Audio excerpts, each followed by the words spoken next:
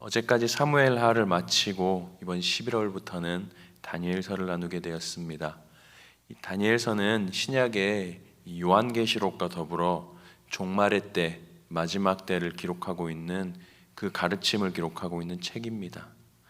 이 세상의 끝에서 악한 세력이 기세등등한 우리 암울한 현실 속에서 우리 성도들이 이제 곧 오실 주님을 기다리고 그분께서 다스릴 나라, 영광의 시간을 기대하면서 기다리는 성도들의 신앙에 대해 기록하고 있습니다. 이 12장으로 기록된 이 다니엘서는 1장부터 6장 그리고 7장부터 12장까지 정확히 반으로 두 부분으로 나눠집니다. 오늘 본문이 속해 있는 1장에서 6장에서는 다니엘과 세 친구들의 삶을 통해서 비록 우리가 사는 현실이 어렵고 힘들지라도 하나님을 믿는 자들이 이 세상에서 어떻게 살아야 하는지, 믿음을 지키는 성도들의 모습은 어떤 것인지를 보여줍니다. 그리고 하나님의 백성이 이 세상에서 영향력을 끼치며 살아가는 모습이 어떤 것인지를 보여줍니다.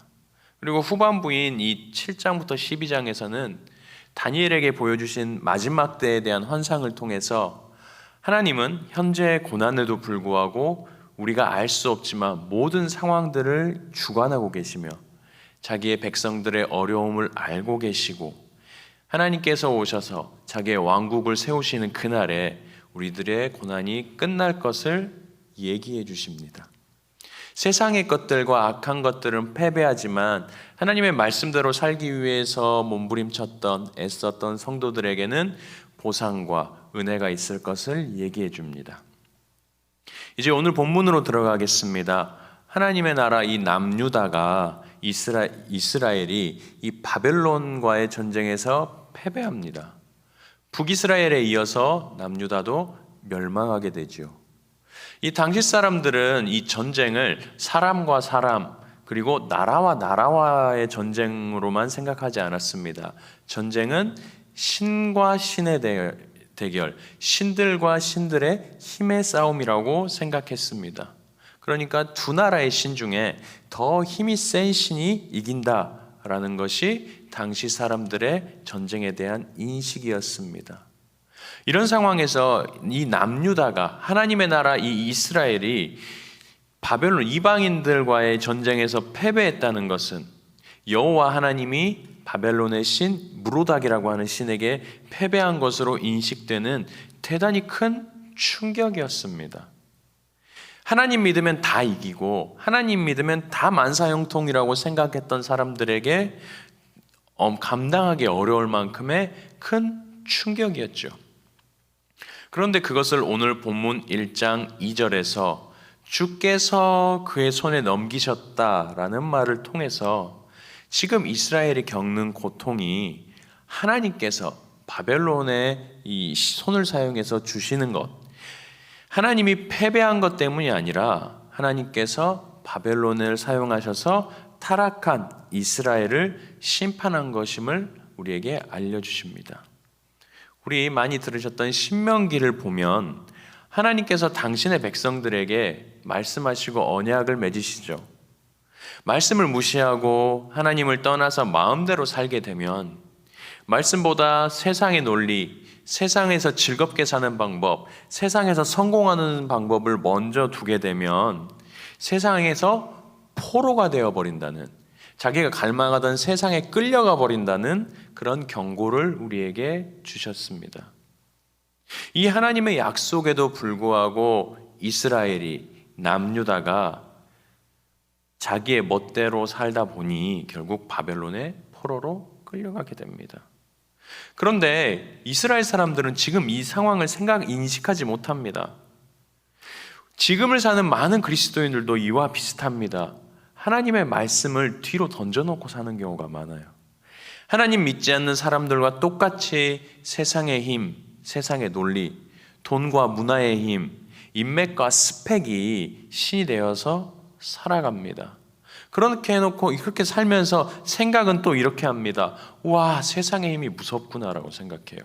하나님보다 피부에 와닿는 이런 것들이 더 무섭구나라고 생각하게 됩니다. 물론 세상을 살기 위해 필요한 지식과 지혜는 우리가 준비해야 합니다. 세상을 등지고 살라고 성경은 말하고 있지 않습니다.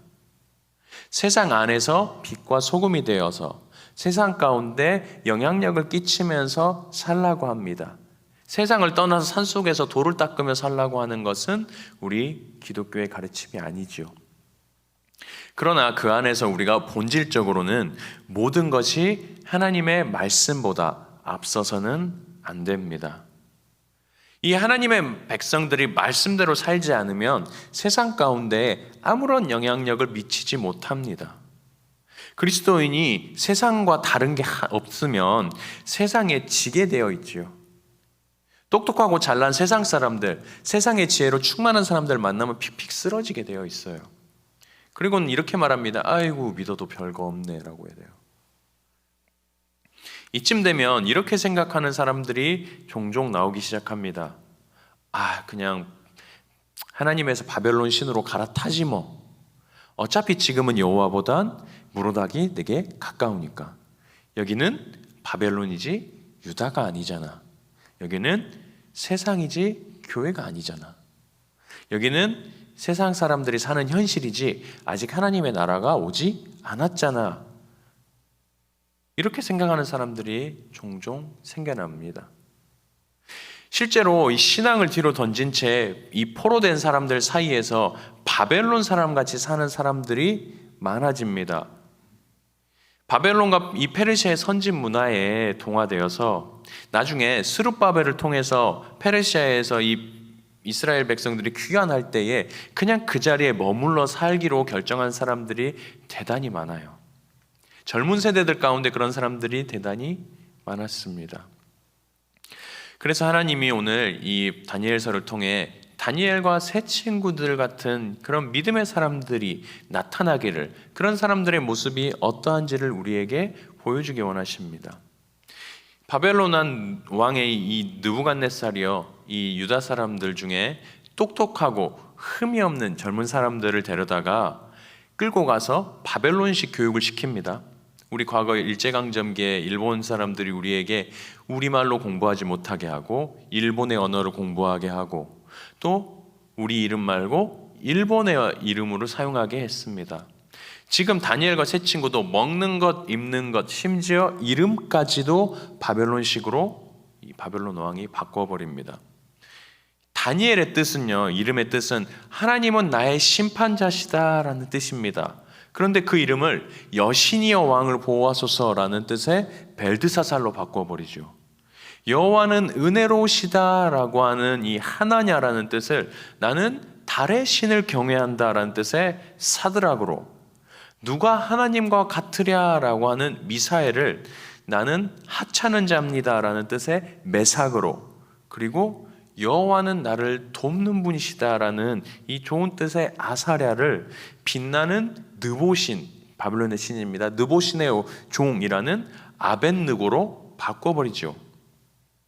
우리 세상은요, 끊임없이 성도들로 하여금 세상으로 동화시키려고 합니다. 아니, 어쩌면 지금을 보면 세태에는 성도들이 세상을 닮아가고 세상을 바라보고 세상과 같이 살기 원하는지 모르겠습니다. 신앙보다는 재물을 통해, 기도보다는 능력을 통해, 하나님보다는 인맥을 통해 하나님이 없어도, 말씀이 없어도 살 수 있는 세상에서 성도들이 알아서 맞춰서 살아가는 모습이 아닌지 모르겠어요. 그러나 성도는 세상에 살지만 세상에 물드는 존재가 아닙니다. 물고기가 바닷속에 살지만 그 살이 짜지 않은 것처럼, 강물을 거꾸로 거슬러가는 연어처럼, 이 세상의 지혜와 지식을 완전히 모른 채 돛 닦는 사람처럼 사는 것은 아니지만 성도들은 세상을 이기고 세상을 변화시키는 존재가 되라고 부르심을 받았습니다.